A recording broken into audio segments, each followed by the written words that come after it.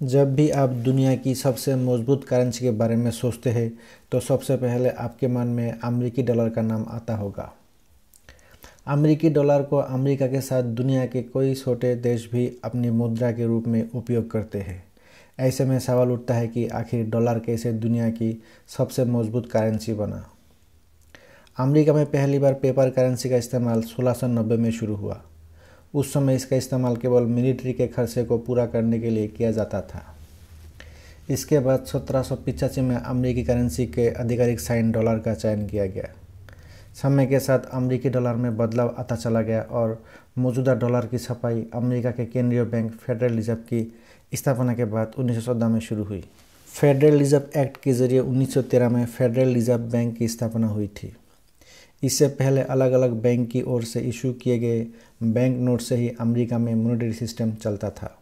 1913 वही साल था जब अमेरिका ब्रिटेन को पसार कर दुनिया की नंबर 1 अर्थव्यवस्था बन गया था। हालांकि इस दौरान भी ब्रिटेन का दुनिया के कारोबार में बोलबाला था और ब्रिटिश पाउंड में ही ज़्यादातर कारोबार होता था। इस समय ज़्यादातर देश गोल्ड स्टैंडर्ड के जरिए अपनी करेंसी को सपोर्ट करते थे। गोल्ड स्टैंडर्ड के तहत कोई देश इतनी ही करेंसी छाप सकता था जितना उसके पास गोल्ड हो। जब 1914 में पहला विश्व युद्ध छिड़ा तब बहुत से देशों ने अपनी मिलिट्री के खर्चे को पूरा करने के लिए गोल्ड स्टैंडर्ड को छोड़ दिया और उनकी करेंसी की वैल्यू में गिरावट आने लगी। हालांकि ब्रिटेन ने इस दौरान गोल्ड स्टैंडर्ड को छोड़ा नहीं था।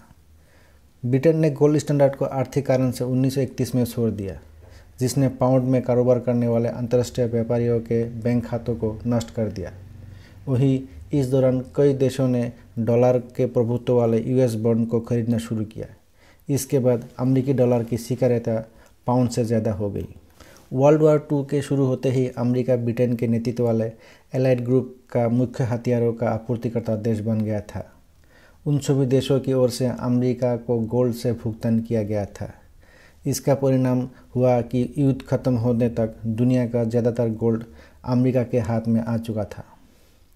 इसके बाद एलाइड ग्रुप के 44 देशों के प्रतिनिधि अमेरिका के न्यू हैम्पशायर के ब्रिटेन वुड्स में मिले। इसमें एक प्रणाली तैयार की गई जिससे किसी भी देश को नुकसान ना हो। इसमें फैसला लिया गया कि दुनिया की मुद्राओं को सोने से नहीं बल्कि अमेरिकी डॉलर से आंका जाएगा, क्योंकि ये सोने से जुड़ा हुआ था। इसे ब्रिटेन वुड्स समझौता के रूप में जाना गया। इसमें दुनिया के केंद्रीय बैंकों के अधिकार क्षेत्र भी तय किए गए और डॉलर एवं अपने देश मुद्राओं के बीच एक्सचेंज रेट को फिक्स करेंगे। गोल्ड स्टैंडर्ड से लेकर ब्रिटेन वुड्स समझौते के कारण अमेरिकी डॉलर धीरे धीरे दुनिया की मजबूत करेंसी बन गई और कई देश द्वारा इसे अपने विदेशी मुद्रा भंडार में रखा जाने लगा, जिसने डॉलर को और ताकतवर बनाया। इस कारण अमेरिकी डॉलर की मांग इतनी बढ़ गई कि राष्ट्रपति रिचर्ड निक्सन को इसे पूरा करने के लिए डॉलर को गोल्ड से डी-लिंक करना पड़ा। इसी कारण डॉलर में फ्लोटिंग एक्सचेंज रेट शुरू हुआ। आज प्रतिदिन डॉलर के बदलने वाले दाम इसी का परिणाम है।